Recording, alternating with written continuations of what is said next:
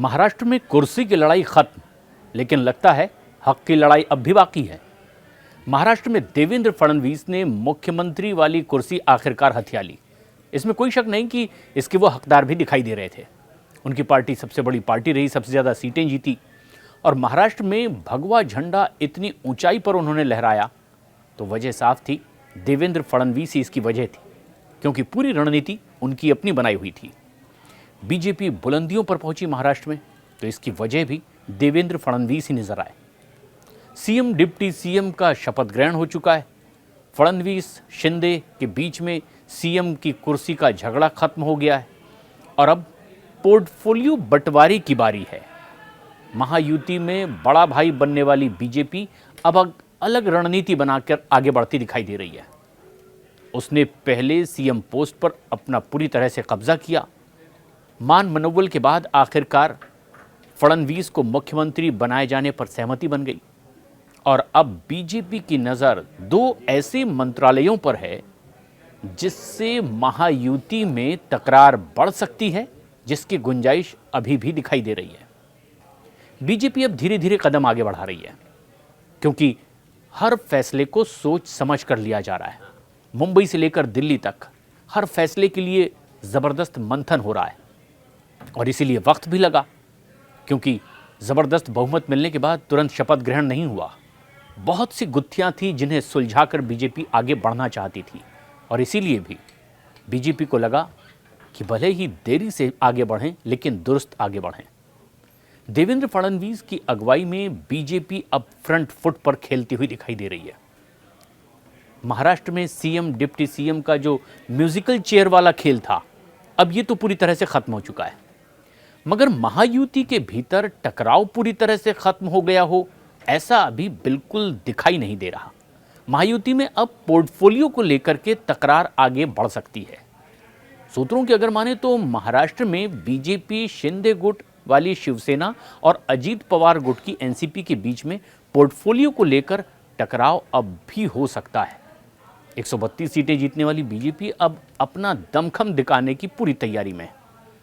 सूत्रों के हवाले से जो खबर आ रही है उसके मुताबिक बीजेपी गृह मंत्रालय और वित्त मंत्रालय किसी को भी देने के मूड में बिल्कुल नहीं है और ये दोनों अहम विभाग बीजेपी अपने पास ही रखना चाहती है।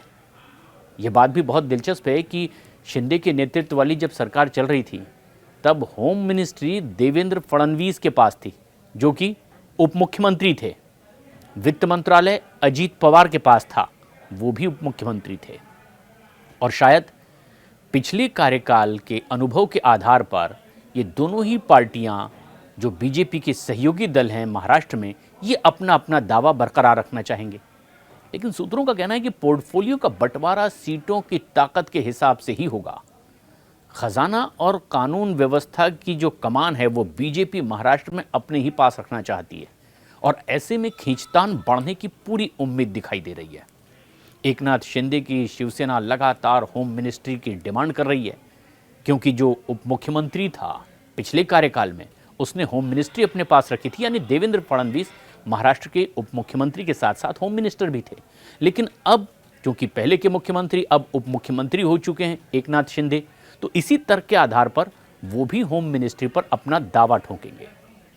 उधर दूसरी तरफ डिप्टी सीएम का पद पर तो वो काबिज हो गए, कैसे भी वो मान गए।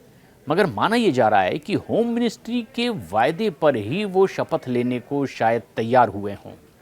शिवसेना विधायक भी होम मिनिस्ट्री की लगातार मांग कर रहे हैं। वहीं दूसरी तरफ अगर हम देखें तो वित्त मंत्रालय पर अजीत पवार की पूरी नज़र है, क्योंकि पिछले कार्यकाल का तजुर्बा और दावा उनका बरकरार रखने की उम्मीद है। अजीत पवार इससे पहले भी वित्त मंत्रालय संभाल चुके हैं और ऐसे में अगर बीजेपी ये विभाग भी अपने पास रखती है तो अजीत पवार को नाराज करेगी और इसकी गुंजाइश फिर बनती भी दिखाई देगी। लेकिन ऐसी स्थिति में महायुति के भीतर क्या एक दरार पड़ने की नौबत आ सकती है? क्या दोनों ही उप मुख्यमंत्री यानी एकनाथ शिंदे और अजीत पवार क्या अपने अपने मंत्रालयों की मांग और पसंदीदा मंत्रालयों की जिद पर अड़ सकते हैं?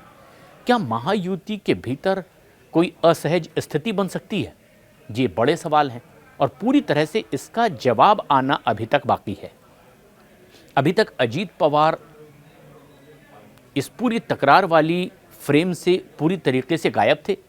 उन्होंने पहले ही साफ कर दिया था कि शिंदे उप मुख्यमंत्री पद की शपथ लेंगे या नहीं लेंगे शायद वो बाद में तय करेंगे, लेकिन मैं तो उप मुख्यमंत्री पद की शपथ लूंगा ही। यानी उन्होंने अपनी स्थिति पहले ही साफ कर दी थी। अब तक केवल सीएम पोस्ट को लेकर ही बीजेपी और शिवसेना में कुछ खींचतान देखी गई आखिरी लम्हे तक, मगर बीजेपी अगर वित्त मंत्रालय और गृह मंत्रालय महाराष्ट्र में अपने पास रखती है तो फिर ये तकरार एक ट्रायंगल में तब्दील होता भी दिखाई दे सकता है। बीजेपी से एकनाथ शिंदे के साथ साथ अजीत पवार भी नाराज हो सकते हैं, लेकिन बड़ा सवाल है कि क्या शपथ ग्रहण से पहले ये पूरा फॉर्मूला तय हो चुका है? क्या पोर्टफोलियो के बंटवारे पर पूरी तरह से सहमति बन चुकी है? लेकिन अब तक ये जाहिर नहीं हुआ है, यानी आधिकारिक घोषणा के तौर पर यह बात सामने नहीं आई है कि मान मनोबल और समझौते का फॉर्मूला क्या था। अभी तक पोर्टफोलियो को लेकर के जो तय फॉर्मूला है उसके हिसाब से बीजेपी के कोटे में 20 मंत्री पद आएंगे, तो एकनाथ शिंदे की शिवसेना के कोटे में 13 मंत्री पद और अजीत पवार की पार्टी के कोटे में 8 मंत्री पद आने वाले हैं। महाराष्ट्र चुनाव में बीजेपी ने 132 सीटें जीती थी, शिवसेना शिंदे ने 54 सीटें, अजीत पवार की एनसीपी के खाते में 34 सीटें आई थी और इसके मुताबिक ही मंत्री पदों का बंटवारा हो गया। तो मुख्यमंत्री और उप मुख्यमंत्री पद की शपथ तो हो चुकी है, लेकिन अब पोर्टफोलियो और कौन सा मंत्रालय किसका होगा, किस पर किसका हक बनता है, शायद इसकी लड़ाई पूरी तरह से अभी खत्म नहीं हुई, क्योंकि आधिकारिक घोषणा इसकी नहीं हुई। तब तक हम सबको होगा इंतजार, लेकिन इस बेहद अहम खबर पर अपनी राय हमें कमेंट्स करके जरूर बताएं।